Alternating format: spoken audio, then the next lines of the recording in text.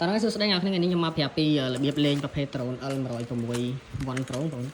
ជាដំបូងយើងដកវាចេញមកយើងពលាដៃពលាជើងវាចេញណាហើយកន្លែងនេះកន្លែងសាកថ្មយើងដកថ្មចេញមកយើងយកទៅដំបូងថ្មីអញ្ចឹងយើងសាកថ្មចោលសិនណាយើងសាកចោល2ម៉ោងកន្លែងសិនទៅពេលយើងដោតភ្លើងបញ្ចូលទៅវាចេញភ្លើងក្រហមឬក៏ភ្លើងខៀវទុយឡើងនេះណាពេលដែលពេញគឺវាលុតភ្លើងហ្នឹងហើយថ្មនេះបញ្ជាក់តិចហាមដាច់ខាតសាកចោលមិនយកទៅភ្លឺព្រោះវាអាចឆាប់ខូចថ្មឆាប់ប៉ោងឆាប់អីចឹងណាអញ្ចឹងយើងយកមកដាក់ចូលម៉ាស៊ីនត្រុំហើយរុញអឹបវិញយើងទុកមកកន្លែងមកឥឡូវយើងមកមើលតេឡេម្ដងតេឡេកន្លែងនេះកន្លែងបិទបើកតេឡេកដាលនេះបិទបើកតេឡេហើយកន្លែងមូលពីនេះយើងរុញអានេះឡើងលើចុះក្រោមបាត់ក្បាលឆ្វេងបាត់ក្បាលស្ដាំពេលរុញអានេះឡើងលើគឺវាឡើងលើត្រង់ឡើងលើត្រង់អញ្ចឹងនេះពេលរុញឡើងលើវាឡើងលើត្រង់ចុះក្រោមបាត់ក្បាលឆ្វេងស្ដាំនៅមួយកន្លែងចេះហើយខាងនេះទៅមុខថយក្រោយទៅជំភាំឆ្វេងស្ដាំហើយចំណែកបេតុងនៅខាងលើនេះបេតុង speed នេះគេដាក់រូបឲ្យមើលកុងទ័រនេះវាអត់ focusនេះបេតុងរូបនៅលើនេះគេដាក់រូបកុងទ័រនេះបេតុង speed លឿនយឺនវាមាន3កម្រិតណាយើងរុញទៅមុខទៅវាលឺសូរទឺតទី1លឿនទី1ទឺត2ដងលឿនទី2ទឺត3ដងលឿនទី3ទី3លឿនលឿនណាហើយកន្លែងរូបកាមេរ៉ានៅខាងលើនេះកន្លែងស្រេកាមេរ៉ាឡើងកាមេរ៉ាចុះបាទហើយកន្លែងនេះយើងហៅក្លឹងម៉ូទ័រមុនយើងបោះយើងត្រូវតែចុចអាហ្នឹងមួយសិនឲ្យវា reset ក្លឹងម៉ូទ័រឲ្យស្មើសិនចាំយើងបោះឡើងទៅវាស្មើហើយកន្លែងបេតុងកន្លែងនេះបេតុង GPS គេដាក់អក្សរ GPS យើងមើលបេតុងកន្លែងនេះបើកដំណើរការ sensor បុកប៉ះយើងចង់បើកក៏បានបាច់ក៏បានបើយើងលេងនៅក្នុងផ្ទះយល់ល្អយើងកុំបើកល្អជាងព្រោះអីអាហ្នឹងជួនកាលវាមានឧបសគ្គនៅចិត្តហ្នឹងគឺវាកិច្ចខ្លួនឯងអញ្ចឹងវារៀងនិយាយទៅបើសិនជាបងប្អូនលេង start ហើយចាំបើកអាឡែង sensor បុកប៉ះហ្នឹងបើត start ទេក៏បើកល្អជាងហើយបេតុងនេះបេតុងពវល់ត្រីស័យយើងចង់ពវល់ក៏បានអត់ក៏បានដែរបេតុងនេះសំខាន់នេះគេគឺយើងបើកដ្រូនបើកតេឡេហើយកុំភ្លេចក្លឹងម៉ូទ័រចុចលេខនេះក្លឹងមួយសិនចាំយើងបោះហើយកន្លែងនេះរូបសោនេះបេតុងបច្ឆេះយើងគ្រាន់តែបើកដ្រូនបើកតេឡេហើយយើងទុកមកស្ទុះឲ្យវាជាប់ GPS សិននៅពេលជាប់ GPS ហើយយើងចុចអាហ្នឹងមួយទៅគឺវាវិលស្លាប់ហើយចុចមួយវិលស្លាប់ហើយរុញខាងឆ្វេងឡើងលើគឺវាហោះឡើងលើណាបងប្អូនចាំតិចទៀតខ្ញុំបង្ហាញមើលហើយបេតុងនេះបេតុង return home ហ្នឹងនៅពេលដែលចិត្តអស់ថ្មគឺចិត្តអស់ថ្មឬក៏ដាច់សវាយវាត្រឡប់មកទីតាំងដើមមានខ្លួនឯងឬក៏ទៅឆ្ងាយហើយយើងខ្ជិលបជាខ្លួនឯងយើងគ្រាន់តែចុចបេតុងហ្នឹងមួយក៏បានដែរវាត្រឡប់មកទីតាំងដើមវាចុះចតខ្លួនឯងហើយនៅលើនេះកន្លែងដាក់ទូរស័ព្ទអាចជាប់ទូរស័ព្ទបានណាពេលនេះហើយខាងនេះកន្លែងសាក់ថ្មនៅខាងនេះអញ្ចឹងឥឡូវរបៀបលេងយើងបើកដ្រូនមកយើងចុចជាប់ចុចដ្រូននេះជាប់អូខេដ្រូនជាប់វាចេញភ្លើងចេះណាអញ្ចឹងបន្ទាប់ពីយើងបើកដ្រូនហើយយើងបើកតេឡេមកយើងទាញបេតុងនេះអូខេឥឡូវបើកហើយអញ្ចឹងបងប្អូនចំណាំមើលភ្លើងញាក់នេះភ្លើងវាកំពុងតែញាក់ភ្លឹបផ្លែតហ្នឹងវាភ្លើងមុខពណ៌ខៀវនេះនៅពេលលោតភ្លឹបផ្លែតអញ្ចឹងបានន័យថា GPS វាអត់ទាន់ជាប់ទេវាកំពុងតែស្វែងរក GPS ចាប់ GPS ហើយខ្ញុំបញ្ជាក់មួយទៀតប្រភេទ drone មាន GPS បើសិនជាយើងលេងនៅក្នុងផ្ទះគឺ GPS វាអត់ជាប់ទេហើយបងប្អូនមើលលើនេះក៏បានដែរនៅលើអេក្រង់នេះលេខ0នេះឃើញរូបសញ្ញាផ្កាយណប់លេខ0នោះបានន័យថា GPS វាអត់ទាន់ជាប់ទេបើយើងលេងនៅក្នុងផ្ទះយើងបើកចាំយូរមិនក៏ GPS ជាប់ដែរព្រោះអីប្រភេទ drone មាន GPS យើងត្រូវលេងនៅក្រៅវាលដីវាលហើយកុំលេងគៀនអញ្ចាំងផ្ទះពេកកុំលេងយ៉ាងតិចណា10ម៉ែត្រពីអញ្ចាំងផ្ទះដែរយើងដាក់ឲ្យឆ្ងាយព្រោះអីអាហ្នឹងនៅពេលដែលវាចាប់ឧទាហរណ៍ថាយើងបើកដ្រូននៅហ្នឹងយើងទុកនៅហ្នឹងអញ្ចឹងវាចាប់ GPS មួយផ្កាយណប់នៅខាងលើនៅពេលដែលអស់ថ្មដាច់សេវាគឺវាត្រឡប់មកហ្នឹងវិញវាអត់មានទៅណាវាត្រឡប់មកហ្នឹងវិញអញ្ចឹងបើសិនយើងលេងនៅក្នុងផ្ទះមានដបបាំងមានអីពីលើគឺវាចាប់ GPS ជាប់ឯងហើយបើយើងលេងនៅក្នុងផ្ទះយើងបច្ឆេះបានតែឲ្យវាហត់ហោះណាបងប្អូនឥឡូវជាមួយខ្ញុំដោះសោចុចនេះមួយមកវិលស្លាប់ហើយ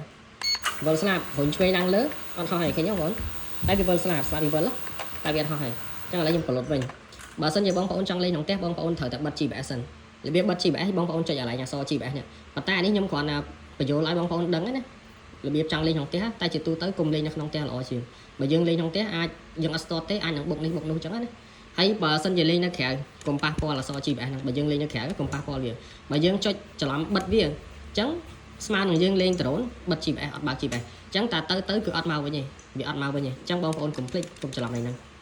ហើយបងប្អូនបច្ឆេះនេះឥឡូវខ្ញុំតេស្តនៅក្នុងផ្ទះឲ្យមើលសិនណាទី1បើកដ្រូនទី2បើកតេឡេបន្ទាប់មកយើងចង់លេងនៅក្នុងផ្ទះយើងបិទ GPS តែបើលេងនៅក្រៅហាមដាច់ខាតកុំបិទហ្នឹងខ្ញុំគាត់ធ្វើឲ្យមើលឥឡូវយើងបិទចឹងមកនៅពេលដែលបិទ GPS ភ្លើងដ្រូនវាឡើងលោតផ្លឹបផ្លែតទៀតហើយឃើញទេបងប្អូនវាឡើងលោតផ្លឹបផ្លែតហើយឥឡូវចាំមើលចាំតិចខ្ញុំប្រហែលមើលវាឡើងលោតផ្លឹបផ្លែតចឹងហើយមុននឹងយើងបោះយើងចុចក្លឹងម៉ូទ័រមួយសិនស្ដាប់ឲ្យតណាបងប្អូនមុននឹងបោះចុចក្លឹងម៉ូទ័រមួយសិនចុចវាមួយមកចុចម្ដងក៏បានឲ្យវាញាក់ភ្លើងគឺវាញាក់ភ្លើងណា វាលឺទើបមួយសាទៀតបានន័យថាថ្លឹងម៉ូទ័ររួចរាល់ហើយអញ្ចឹងយើងចុចវាមួយសាទៀតក៏បានដែរវាញាក់ភ្លើងទាំង4តោះមកលឺទើបរួចរាល់អញ្ចឹងយើងបច្ឆេះយើងចុចអានេះមួយមកវិលស្នាប់ហើយអញ្ចឹងរុញខាងឆ្វេងឡើងលើគឺវាហោះឡើងលើតោះឥឡូវខ្ញុំរុញឲ្យមើលអូខេឥឡូវខ្ញុំរុញឡើងលើហើយឥឡូវខ្ញុំដាក់ឲ្យចិត្តឲ្យមើលសិនដោយសារកាមេរ៉ាយើងអត់នេះខ្ញុំលើកាមេរ៉ាទៅឲ្យមើលបងអូដ្រូនទៅដល់គៀនហ្នឹងហើយឥឡូវខ្ញុំបញ្ជាមកឆ្វេងឥឡូវខ្ញុំបញ្ជាមកខាងនេះវិញជាមកក្រោយចិត្តពីស្រួលមើលពេលដែលយើងប្រឡែងដៃនេះពេលដែលយើងប្រឡែងដៃបើយើងបិទ GPS វារៀងរេតិចតិចចឹងណាបងប្អូនរេតិចតិចនេះខ្ញុំញ័របានបញ្ជានេះញ័របានបញ្ជាទេអញ្ចឹងវារៀងរេតិចចឹងប៉ុន្តែនៅពេលដែលយើង connect GPS ជាប់គឺវានឹងល្អវាអត់រេឆ្វេងរេស្ដាំទេបងប្អូនឥឡូវខ្ញុំបញ្ជាចោះចតវិញចោះចតបងប្អូនរុញខាងឆ្វេងនេះរុញខាងឆ្វេងនេះរុញចុះក្រោមមកដល់ដីវាអត់លុតហើយរុញចុះក្រោមដល់ដីវាអត់លុតហើយឬក៏យើងចាប់វាក៏បានដែរខ្ញុំយកមកនេះសិនឲ្យវាចុះចតនៅឡើយខ្ញុំមក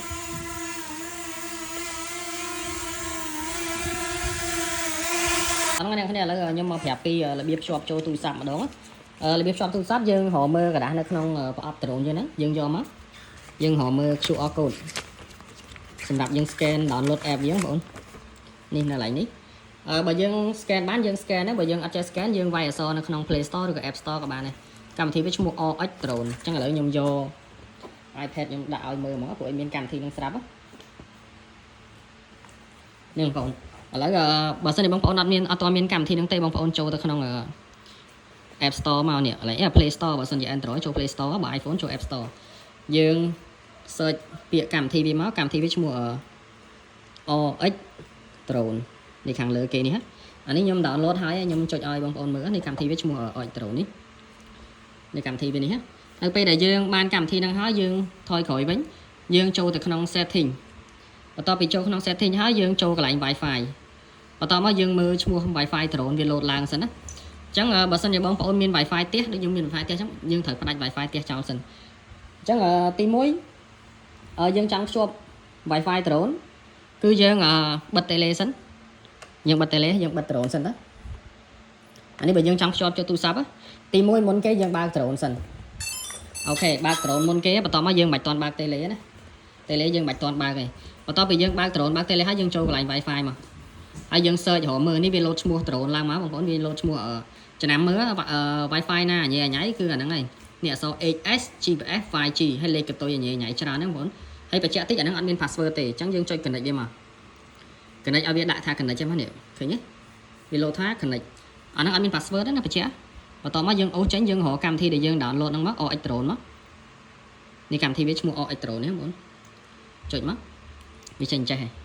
ចេញអញ្ចឹងយើងវាចេញចេះយើងចុចពាក្យ start fly បើសិនជាបងប្អូន download ដំបូងវាចេញពាក្យអក្សរ allo ឲ្យយើងបើកដំណើរការអញ្ចឹងយើងបងប្អូនចុចពាក្យ allo តាមវាមកបើកដំណើរការហើយវាចេញចេះហើយចេញអញ្ចឹងបងប្អូនចុច start fly មក